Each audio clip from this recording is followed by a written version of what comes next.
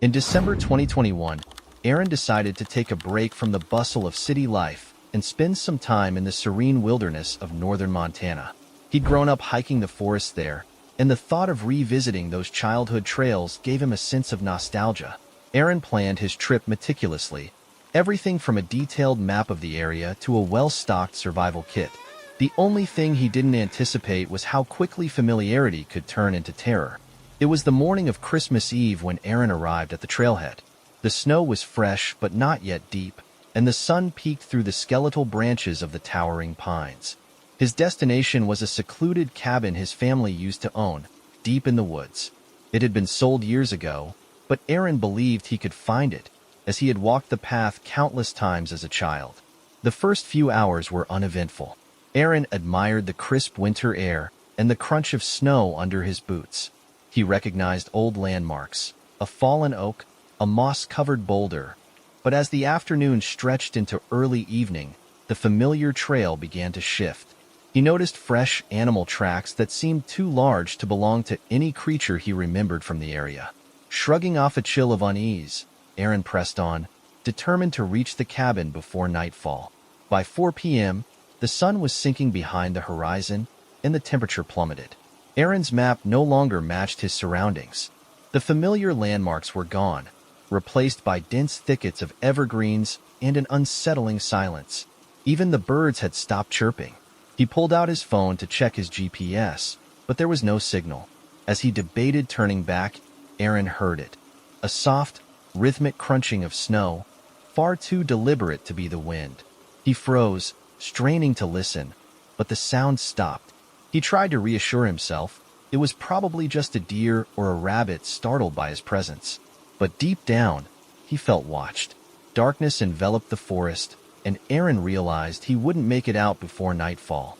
He decided to set up camp, using the tarp and rope from his backpack to create a makeshift shelter.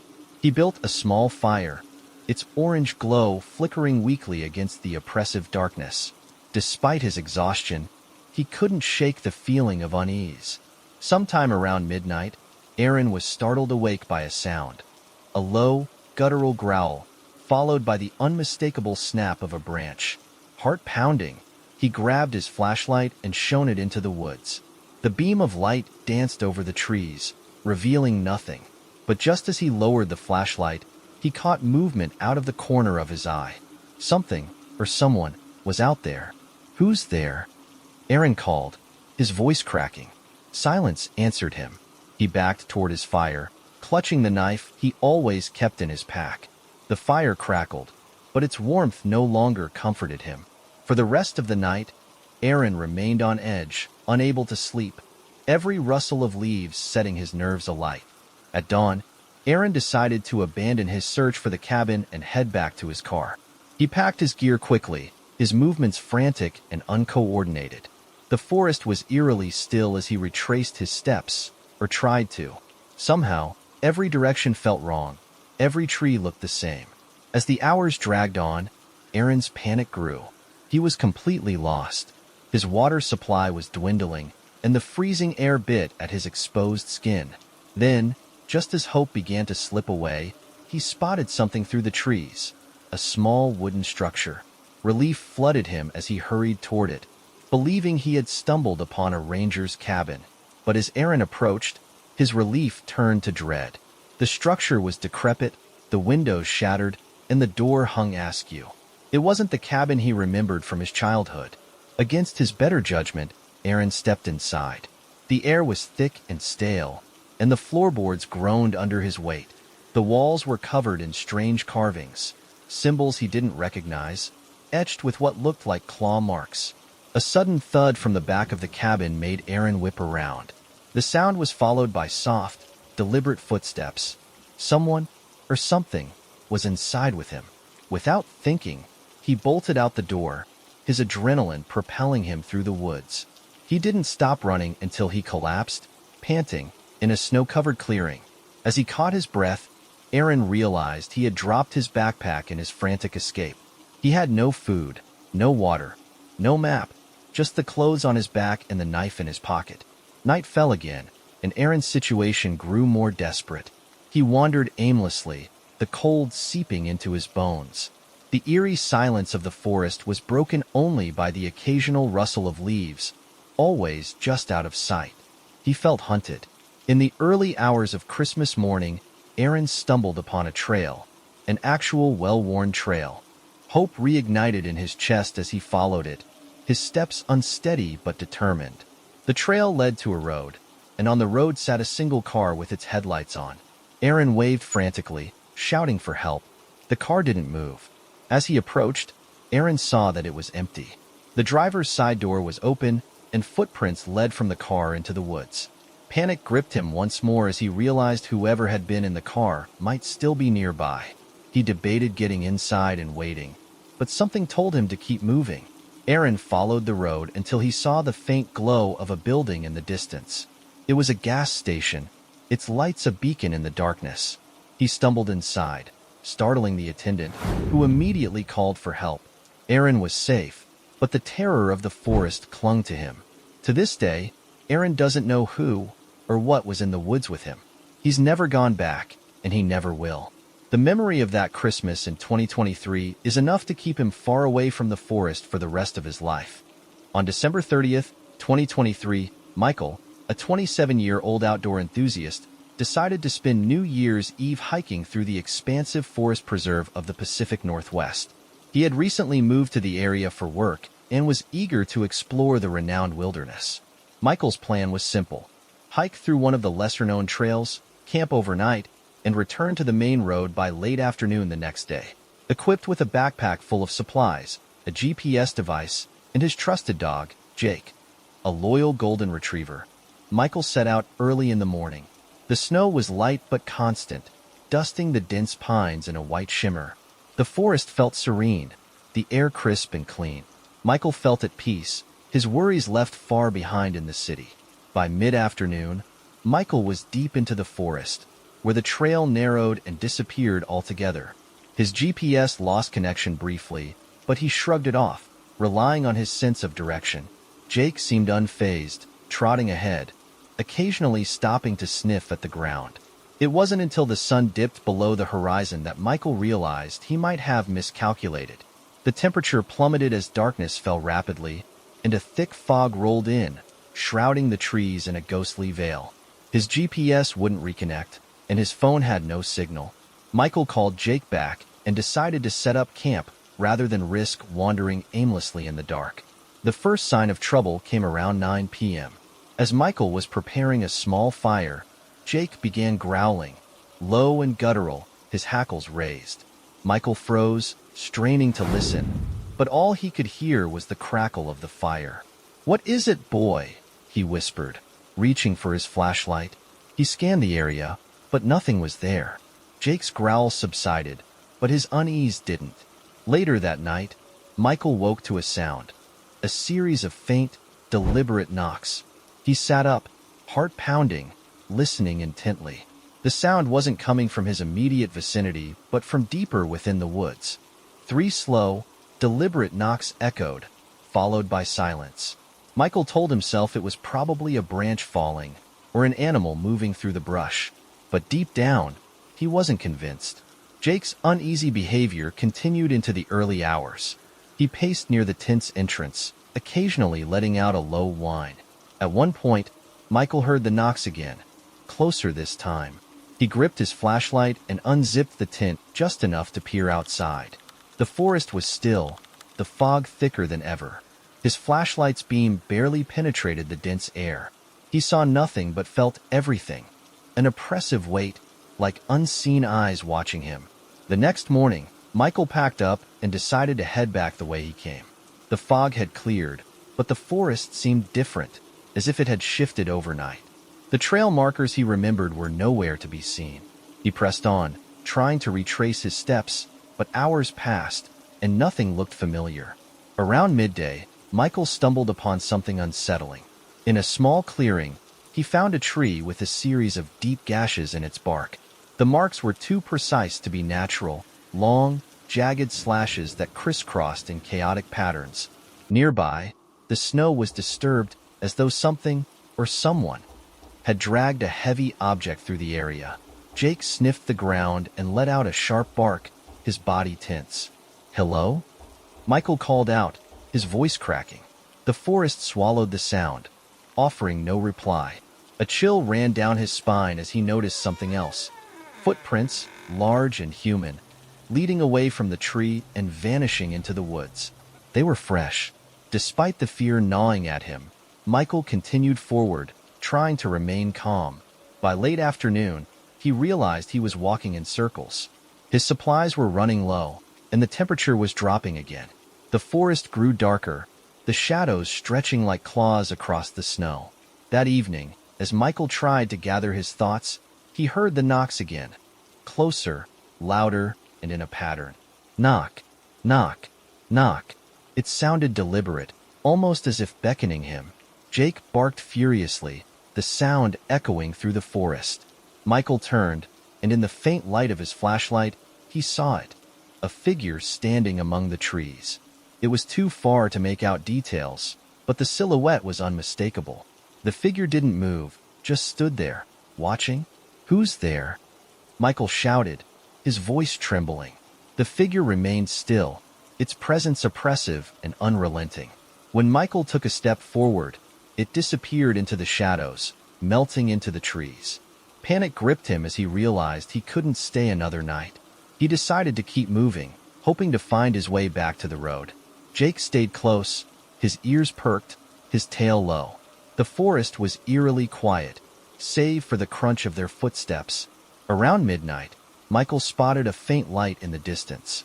Hope surged in his chest as he hurried toward it. The light led him to an old cabin, its windows glowing faintly with a warm orange hue. He approached cautiously, his instincts screaming at him to turn back. The door was slightly ajar. Inside, the cabin was empty, but a fire burned in the hearth, and a kettle hissed on the stove. There was no sign of anyone, yet the space felt lived in. On the wooden table, Michael noticed a map, an old, hand-drawn map of the forest. His location was marked with an X. Suddenly, the door slammed shut, and the knocks began again, this time from all sides of the cabin. Jake growled, his fur bristling, as the sound surrounded them. Michael grabbed the map and bolted out the door, not daring to look back. He ran blindly through the woods, the map clutched in his trembling hands. The knocks continued, echoing in the distance, growing fainter as he ran. By dawn, Michael emerged onto a snow-covered road, collapsing in exhaustion. A passing car stopped, and the driver helped him into the back seat. To this day, Michael doesn't know who or what was in that forest. The map he found remains a chilling reminder of his ordeal. The X burned into his memory. He's never returned to the Pacific Northwest and warns anyone who will listen. The woods have their secrets, and some paths are better left untraveled.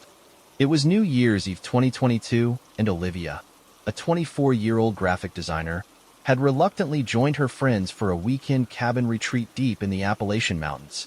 Olivia wasn't much for the outdoors, but the promise of a cozy cabin, good food, and fireworks had won her over. The group consisted of her best friend, Maddie, Maddie's boyfriend Ethan, and two of their other friends, Liam and Emily. The cabin was charming, albeit isolated. It sat at the edge of a dense forest, miles away from the nearest town. Snow blanketed the ground, and the surrounding woods looked like something out of a winter postcard. Inside, a roaring fire and the warm glow of string lights made the place feel inviting. By 10 p.m., the group had settled in, laughing and playing board games while sipping mulled wine. Olivia felt a bit more at ease, though she kept glancing at the large window that faced the forest. The shadows of the trees seemed to shift with the wind, and every now and then, she thought she saw movement. She told herself it was just her imagination. Around 11 p.m., Maddie suggested they all head outside to set up the fireworks. Olivia hesitated, but the others were excited, so she grabbed her coat and joined them. They trudged through the snow to a clearing about 200 yards from the cabin, where Ethan began arranging the fireworks. As they waited, the group joked and took pictures, their breath visible in the freezing air. Suddenly, Liam froze, pointing toward the edge of the clearing. "Did you see that?" he whispered. Everyone turned to look. At first, Olivia saw nothing, just the dark line of trees swaying in the wind. Then, she caught it, a shadow moving swiftly between the trees. It was too large to be an animal, and it didn't move like one either. "Probably a deer," Ethan said dismissively, though his voice lacked conviction. The group fell silent, their laughter replaced by a growing unease. Olivia's heart raced as the shadow darted closer, pausing just beyond the tree line. She squinted, trying to make out what it was, but the figure was obscured by the darkness. "Let's just light the fireworks and get back inside," Maddie suggested, her voice trembling slightly. Ethan hurried to light the first firework, and the group watched as it shot into the sky, bursting into a cascade of shimmering colors. The noise seemed to startle whatever was in the woods, and Olivia saw the shadow retreat deeper into the trees. She exhaled in relief, but the feeling of being watched lingered. The group returned to the cabin, locking the door behind them. They tried to brush off the incident, laughing nervously as they poured more wine and turned on some music. But Olivia couldn't shake the sense of dread. She kept glancing at the window, half expecting to see a face staring back at her. At midnight, they gathered around the fireplace to count down to the new year. As the clock struck 12, they cheered and clinked glasses, their earlier fear momentarily forgotten. But the celebration was cut short by a loud, deliberate knock on the door. The room fell silent. Everyone stared at the door, their smiles fading. "Who could that be?" Emily asked, her voice barely above a whisper. "No one should be out here," Maddie said. "We're in the middle of nowhere." Ethan grabbed a flashlight and cautiously approached the door. "Who's there?" he called out, his hand hovering over the doorknob. There was no response, just the sound of the wind howling outside. Against Olivia's protests, Ethan opened the door a crack and shone the flashlight into the darkness. The beam illuminated the empty porch and a stretch of snow-covered ground. There were no footprints leading to the door. "Must have been the wind," Ethan said, though he didn't sound convinced. He shut the door and locked it, but the tension in the room was palpable. An hour later, as the group was preparing to head to bed, the knocking started again. This time, it was louder, more insistent. Olivia's stomach churned as she exchanged nervous glances with Maddie. Ethan grabbed a fireplace poker and swung the door open, but again, there was nothing there. "Okay, this is getting weird," Liam said. "Maybe it's some kind of animal?" "Animals don't knock," Olivia muttered, her voice shaking. They decided to stay together in the living room, unwilling to split up. Ethan stoked the fire while the others huddled on the couches, the mood tense and quiet. The knocking didn't come again, but the group couldn't relax. Every creak of the cabin made them jump. Around 3 a.m., Olivia noticed something outside the window. It was faint at first, a shape moving in the snow. She nudged Maddie, who gasped when she saw it too. "What is that?" Maddie whispered. The others turned to look, and Ethan aimed his flashlight at the window. The beam revealed a figure standing in the snow, its face obscured by a hood. The figure didn't move, didn't react to the light, just stood there, watching. "Close the curtains," Emily whimpered, pulling a blanket around herself. Ethan dropped the flashlight and rushed to close the curtains, plunging the room into darkness. The group sat in silence, listening for any sound from outside. Then, the knocking started again, this time on the window. Panic erupted as the group scrambled to barricade the door and windows with furniture. Olivia's hands shook as she helped stack chairs and tables against the front door. The knocking continued, now coming from multiple directions. It felt as though the cabin was surrounded. By dawn, the knocking stopped. The group cautiously unblocked the door and peered outside. The figure was gone, but the snow around the cabin was covered in footprints, dozens of them, circling the building. They left the cabin that morning, abandoning their belongings and driving away as fast as the snow-covered roads allowed. None of them spoke during the drive, the terror of the night still fresh in their minds. To this day, Olivia doesn't know who, or what, was outside the cabin that night. She hasn't gone camping or stayed in a remote location since and warns anyone who'll listen. Some places are better left undiscovered. It was late December 2019, just days before New Year's Eve, and Ben, a 28-year-old travel blogger, was staying in a cozy rental cabin in the remote stretches of Colorado. He had rented the cabin to capture the serene beauty of the snow-covered wilderness for his blog. The cabin sat alone at the base of a mountain, surrounded by a forest of tall evergreens. Ben had been looking forward to this trip for weeks. The cabin's rustic charm and the isolation appealed to him.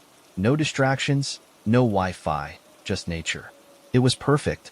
He spent his days hiking through the trails, taking breathtaking photographs, and journaling about his experiences. By the fourth day, though, something began to feel off. The first odd occurrence happened as Ben was exploring a trail behind the cabin. He was taking pictures of the frozen creek when he noticed footprints in the snow. Large, deep prints that didn't match his own. At first, he assumed they belonged to a hunter or another hiker, but as he followed the trail, he realized they were fresh, too fresh. He stopped and looked around, suddenly hyper-aware of the silence around him. "Hello?" he called out, his voice echoing through the trees. No response. The forest remained eerily quiet, save for the sound of the wind rustling through the branches. Ben tried to shake off the unease and return to the cabin, but the image of those footprints lingered in his mind. That evening, as he was preparing dinner, Ben heard a faint knock on the window. Startled, he spun around, but there was nothing there. He brushed it off as the wind or a falling branch and returned to his meal. However, as the night went on, the knocking grew more frequent, moving from window to window. Ben tried to rationalize it. Maybe a tree branch was tapping against the glass, but when he stepped outside to check, he saw no overhanging branches near the cabin. The snow on the ground was undisturbed, with no footprints leading up to the windows. He hurried back inside, locking the door behind him. The following day, Ben decided to go for a long hike to distract himself. He packed a bag with supplies and ventured deeper into the forest. As he reached a clearing, he noticed something peculiar. A small structure made of sticks and branches, almost like a makeshift shelter. Curious, he approached it and found items scattered inside. A rusty tin can, a tattered piece of cloth, and what looked like an old, faded Polaroid photo. The photo was blurry, but it seemed to show the cabin he was staying in. Ben's stomach churned as he stared at the image. How could it exist? His cabin wasn't visible from the main road, and no one else was supposed to be out here. He quickly stuffed the photo into his pocket and headed back to the cabin, his nerves on edge. That night, the knocking returned, louder and more deliberate. Ben tried to ignore it, but when it escalated to banging, he couldn't take it anymore. Grabbing a flashlight and a kitchen knife, he cautiously opened the door, shining the light into the darkness. The beam revealed nothing but the snow-covered ground and the trees swaying in the wind. Then, he saw them. Figures standing just beyond the tree line. There were at least 3 of them, their faces obscured by hoods. They stood motionless, staring in his direction. Ben's breath caught in his throat as he realized they had been watching him. "Who are you?" he shouted, his voice trembling. "What do you want?" The figures didn't respond. Instead, they turned and disappeared into the forest, moving eerily in unison. Ben slammed the door shut and bolted it, his heart pounding. He spent the rest of the night huddled by the fire, clutching the knife, unable to sleep. By morning, the figures were gone, but Ben found new footprints circling the cabin. Some led to the windows, and others stopped just short of the door. He decided he couldn't stay another night and packed his things in a hurry. As he loaded his car, he spotted something on the porch, a Polaroid photo. His blood ran cold as he picked it up. It was a picture of him, taken through one of the cabin's windows. The thought that someone had been close enough to photograph him while he was inside sent a wave of terror through him. Ben drove away without looking back, the image of the figures etched into his memory. To this day, he has no explanation for what happened in that cabin, but he hasn't ventured into the wilderness alone since. He warns others about the dangers of isolation, especially in places where no one can hear you scream.